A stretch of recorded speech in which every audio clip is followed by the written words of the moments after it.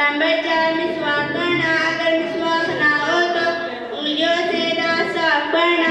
Number 5 3 مرتبہ کلی کرنا۔ نمبر 6 3 مرتبہ ناک میں پانی ڈالنا۔ نمبر 7 ہاتھوں اور پیروں کو دھوتے وقت انگلیوں کا خلال کرنا۔ نمبر 8 ہر عضو کو 3 مرتبہ دھونا۔ نمبر 9 1 مرتبہ پورے سر کا مسح کرنا۔ نمبر 10 سر کے مسح کے ساتھ کانوں کا بھی مسح کرنا۔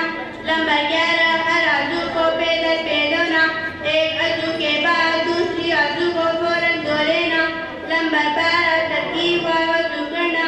نمبر 13 وضو کے بعد کی دعا پڑھنا۔ بہن آپ نے کچھ بتا دیجیے حدیث کی تعریف۔ صلی اللہ علیہ وسلم کو بتائی ہوئی بات اور رسول اللہ علیہ وسلم کے کیے ہوئے کاموں کو حدیث کہتے ہیں، اور حدیث کے یاد کرنے کو حدیث کہتے ہیں۔ ایمانیات پر اذا سألت فاسأل اللہ، ترجمہ تجھے جب کچھ مانگنا ہو تو اللہ تعالیٰ ہی سے مانگا کر۔ عبادات پر أفضل الأعمال عند الله الصلاة في أول وقتها، ترجمہ اللہ کے نزدیک سب سے افضل عمل اول وقت میں نماز پڑھنا ہے۔ معاملات پر طوبى لمن تاب قصده، ترجمہ خوشخبری ہے اس کے لیے جس کی کمائی حلال ہو۔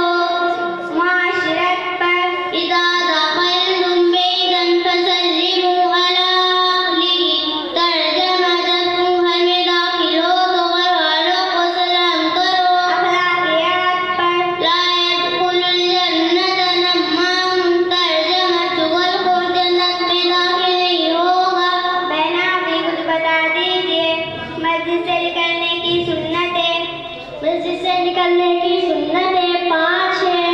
نمبر 1 مسجد سے پہلے دایاں پاؤں باہر نکالنا۔ نمبر 2 بسم اللہ پڑھنا۔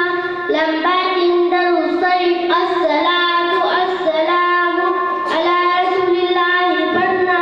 نمبر 4 مسجد سے نکلنے کی دعا اللہم انی اسألک من فضلک پڑھنا۔ نمبر 5 پہلے دائیں پاؤں میں جوتا پہننا، پھر بائیں پاؤں میں۔ سو کر اٹھنے کی سنتیں۔ سو کر اٹھنے کی سنتیں 3 ہیں۔ نمبر 1 سوتے ہی اٹھتے ہی دونوں ہاتھوں سے چہرہ اور آنکھوں کو ملنا۔ نمبر 2 سو کر اٹھنے کی دعا الحمدللہ الذی احیانا بعدما اماتنا والیہ النشور پڑھنا۔ نمبر 3 مسواک کرنا۔ ماشاءاللہ بہن آپ نے بہت اچھے جوابات دیے، اللہ کو جزائے خیر دے۔ آمین۔ بہن السلام علیکم ورحمۃ اللہ